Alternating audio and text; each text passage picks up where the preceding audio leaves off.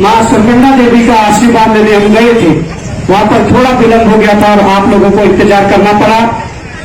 आज हम उस वीर धरती पर खड़े हैं जिस वीर धरती ने हमें वीर गब्बर सिंह नेगी जैसे व्यक्ति दिए, जिन्होंने इस उत्तराखंड की भांति भांति में जन्म लेने के बाद विदेशों में जाकर अपनी ताकत दिखाई, अपनी बहादुरी दिखाई।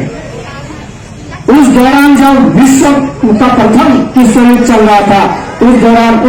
उस व्यक्ति ने, उस योद्धा ने, उस वीर योद्धा ने कहीं ना कहीं विदेशी सेना के जो 350 से अधिक जो सैनिक, उनके अधिकारियों को जो बंदी बनाया था, तो वो एक मिसाल थी। वो हमें प्रेरणा देती है कि वास्तव में हमारे बीच, हमारे धरती पर इस प्रकार के योद्धा पैदा होते हैं। इसलिए आज हम गर्व से कह सकते हैं कि हम उस खाती माटी से आते हैं, हम उस जगह से आते हैं जहां पर हमारे वीर गब्बर सिंह नेगी जैसे लोग, जहां पर वीर शहीद केसरी जैसे लोग, जिन्होंने हंसते हंसते जो सूली पर चढ़ गए थे। वीर गब्बर सिंह नेगी जी के नाम पर पहले यहां पर भर्ती हुआ करती थी, पर आज दुर्भाग्य है कि हम उस परंपरा को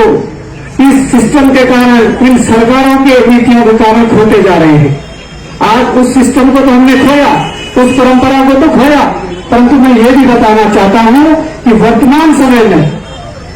वो चाहे वीर शहीद केसरी चंद जी हो, चाहे वीर हमारे नेगी जी हो,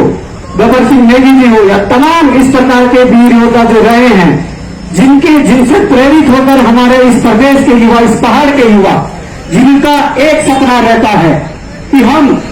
कहीं ना कहीं इस देश की सेवा के लिए, इस देश पर सर्वोच्च निछावर करने के लिए हम इस देश की सरहदों पर जाएंगे और इस देश की रक्षा करेंगे। आज हमारी सरकारों ने जो नीतियां लाई है, जिस प्रकार की अग्निवीर योजना लाई है, मैं समझता हूं कि कहीं ना कहीं उन युवाओं के सपनों को चकनाचूर किया है। उन युवाओं के सपनों को ही नहीं, मैं ये कहना चाहता हूं कि उन अभिभावकों के सपनों को चकनाचूर किया है, जिन अभिभावकों ने ये सोचकर कि मेरा बेटा आज हाई स्कूल पास हो गया है, इंटर पास हो गया, ये जाकर सेना में भर्ती होगा और कहीं ना कहीं देश की सरहदों पर देश की रक्षा करेगा। आज मैं ये भी बताना चाहता हूं कि आज गोविंद पवार इस जगह पर खड़ा है, क्या ऐसी मजबूरी हो गई कि ऐसी आग में कूदना पड़ा? बहुत बड़ा क्षेत्र है, बहुत बड़ा चुनाव है, हमने आज तक प्रधान का चुनाव तक नहीं लड़ा है, पर ऐसी क्या मजबूरी हो गई कि इतने बड़े चुनाव में कूदना पड़ा?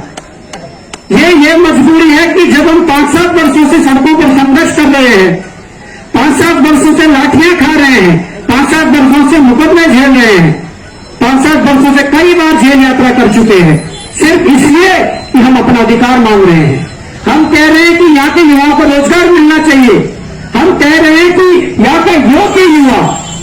वो चाहे किसान का बेटा हो, मजदूर का बेटा हो, या किसी अरबपति या खरबपति का बेटा हो, जिसके अंदर योग्यता है, क्षमता है, उसको उसके अनुरूप उसके लिए नौकरी मिलनी चाहिए, रोजगार मिलना चाहिए। पर हमारी सरकारों ने क्या किया? हमारी सरकारों ने एक ऐसा सिस्टम खड़ा किया था,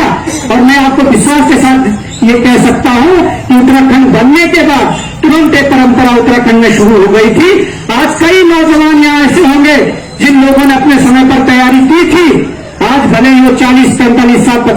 46 साल के हो गए, उस समय उनकी एज थी, उस समय उनका सिलेक्शन अगर एक आधे नंबर से रुक रहा था तो उनके अंदर कमी नहीं थी। आप अपने आप को मत कोसो, आप अपने आप को दोष मत दो। उसी सिस्टम ने, जिस सिस्टम को आज हम लोगों ने पर्दाफाश किया है, आप उसी सिस्टम के मारे हैं। आपको उसी सिस्टम ने पीछे धकेला है,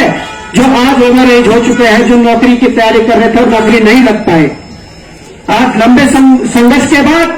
आप लोगों के बच्चों की बदौलत, जिन लोगों ने देहरादून की सड़कों पर हमारा कदम से कदम मिलाकर, कंधे से कंधा मिलाकर सहयोग किया, उन लोगों की बदौलत आज हम कहीं ना कहीं इस भ्रष्टाचार को उजागर कर पाए, इन सरकारों के इन सिस्टम को हम नंगा कर पाए कि किस प्रकार से गोरख धंधा चल रहा था कि यहाँ पर योग्यता को दरकिनार करके 10 लाख, 15 लाख, 20 लाख, 50 लाख, यहां तक कि आप लोगों ने, कई लोगों ने देखा होगा, यहाँ तो चपरासी से लेकर और एसडीएम की नौकरियां तक बिकी है। और इस एसडीएम की नौकरी के लिए 10-20 लाख नहीं, 1-1 करोड़, 2-2 करोड़ बोलियां लगी हुई है। तो आप समझ सकते हैं कि योग्यता का क्या मान ये सरकार रख रही है, योग्यता का क्या मान ये सिस्टम रख रहा है। आज हमें इस लड़ाई के खिलाफ लड़ने की जरूरत है। अगर ये तय होना है कि चंबा में पार्किंग बननी है, अगर ये तय होना है कि चंबा में ये विकास कार्य होना है, तो वो तय सड़कों पर नहीं हो सकता, वो या तो उत्तराखंड की विधानसभा के अंदर या उस भारत की संसद के अंदर तय होगा। तो मैं चाहता हूं इसीलिए जो प्रदेश के कुछ शुभचिंतक थे या जिन लोगों ने हमारे साथ 5-7 वर्षों से लाठियां खाई, मुकदमे झेले, उन लोगों का जब आदेश हुआ, जब निर्देश हुआ कि आप लोगों को इस उत्तराखंड की विधानसभा या भारत की संसद के भीतर जाना होगा, तभी आप इस उत्तराखंड की कायापलट कर सकते हैं, तभी उस उत्तराखंड को आगे ले जा सकते हैं। तो हम लोगों ने उनके आदेशों का पालन किया, निर्देशों का पालन किया, और आज हम आप लोगों के बीच आशीर्वाद लेने आए।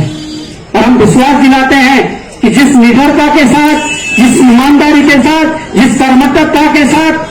आज तक 5-7 वर्षों का सड़कों का संघर्ष रहा है, हम लोगों पर भी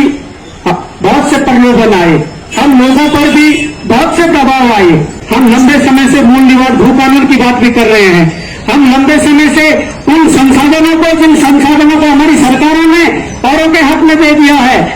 उन संसाधनों को वापस लेने की बात कर रहे हैं।